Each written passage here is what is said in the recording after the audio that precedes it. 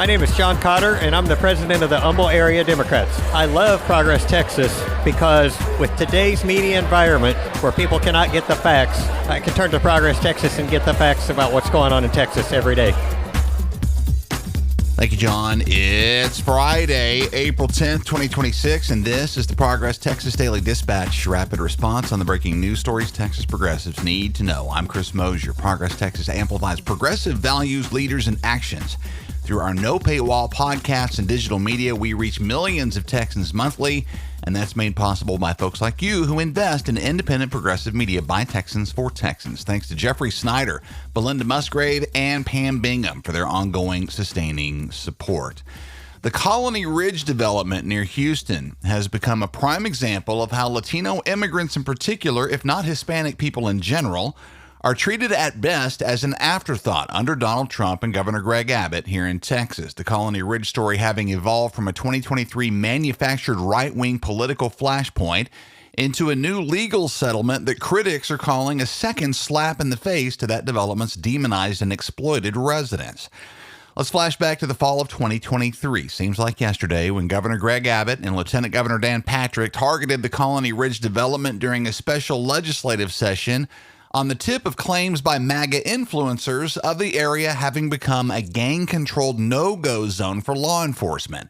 Abbott deployed a surge of DPS troopers. Patrick toured the area by helicopter as though over a war zone. All of that was about stoking racist fear against brown folks in Texas, while the U.S. Justice Department, then under President Biden, was noticing Colony Ridge for the blatant consumer protection violations and evidence. Near the end of 2023, the Biden DOJ sued Colony Ridge's developer for running what they called a one-stop shop for predatory lending, duping tens of thousands of Hispanic home buyers into high-interest mortgages for lots that lacked even basic utility services, which many of these buyers sunk big money into developing themselves before facing foreclosure on deceptive grounds, which allowed the developer to reclaim the land and resell it again at a premium, having now been properly prepared. Fast forward to today, Zach Despart, writing for the Texas Tribune and ProPublica, says the case has been resolved under the Trump administration with a $68 million settlement. However, none of that money will go to the over 15,000 mostly Latino residents who lost their homes in the scam. About $48 million will be spent on bringing the Colony Ridge development up to proper infrastructure standards. Ironically, that benefits the developer originally targeted by the Biden DOJ. And strikingly, the remaining $20 million is being earmarked specifically for policing and immigration enforcement, which of course are measures likely to be used to target the very victims the lawsuit initially aimed to defend. This bizarre legal pivot under Donald Trump leaves the Colony Ridge victims twice victimized, first by predatory business practices and now by a settlement that chooses the businessman over those he ripped off. An unbelievable story from the Trib is linked in the show notes. Let's flash back yet again to the Democratic quorum break of last summer, in which over 50 Texas House Democrats fled to Chicago and other points so far to stall the Trump-ordered GOP-led mid-decade redistricting plan designed to grab 5 U.S. House seats for Trump by diluting minority voting power. Those Dems redirected national attention to the Trump power grab underway and spurred redistricting countermeasures in several Democratically led states, especially in California, where Prop 50 passed by an overwhelming majority in a public referendum, likely resulting in a gain of 5 Democratic wins there. While Trump's plan in Texas appears to be faltering for many reasons, our opening story this morning a good example.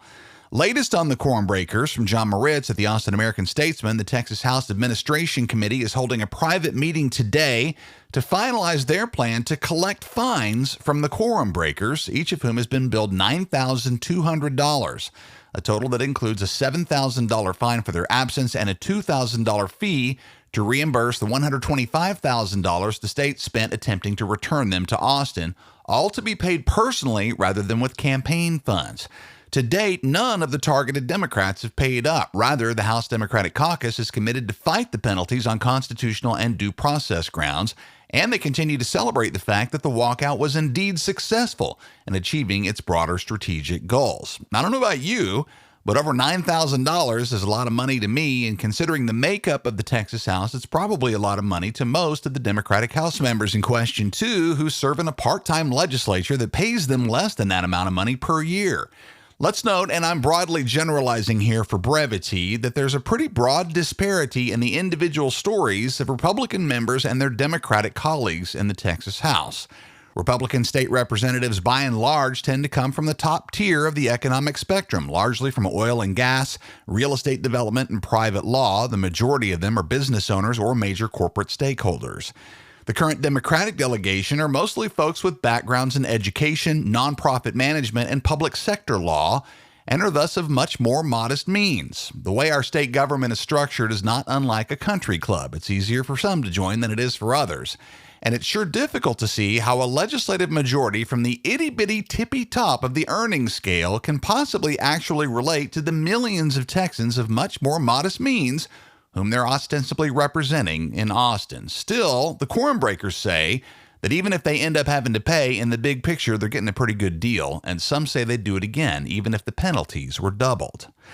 Let's wrap on a fun one this Friday. Carlos Nogueras Ramos at the Texas Tribune says Republican Texas Railroad Commissioner candidate Beau French has bumbled into a hometown PR disaster by publicly accusing the Midland County Republican women of dirty tricks and rhino snubs, claiming on Twitter that he was excluded from a local candidate forum in Midland, only to be corrected by that organization's vice president, Rhonda Lacey, a 50-year veteran of the club, who responded with details on her club's months-long failed effort to get French to check his email.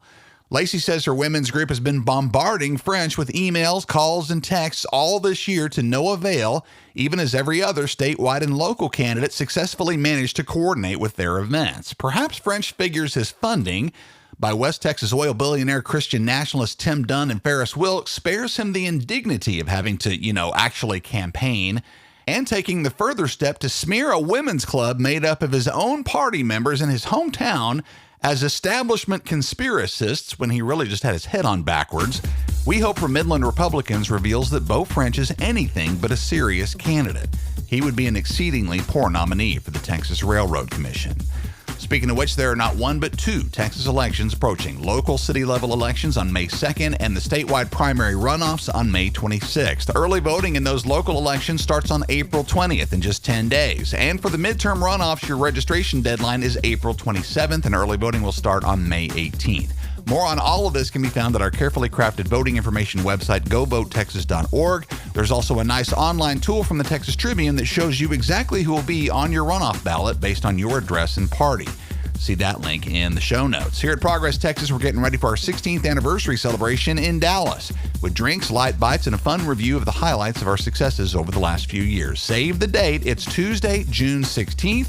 And see the link in the show notes to reserve your spot. Hit the website to snag the merch to match your progressive values at our web store, live and ready for you to grab our newly released Humans Against Abbott, Y'all Means All, and Revolution shirts, stickers, and buttons. Hit the web store at ProgressTexas.org to support your favorite podcast network today. That's the Progress Texas Daily Dispatch for this Friday, April 10th, 2026. Links to all these original stories can be found in our show notes. When lies in Texas are well funded by the far right, your support for fact-based reporting is needed and appreciated. I'm Chris Mosier. Thanks so much for listening. Have a terrific weekend. We'll see you again on Monday.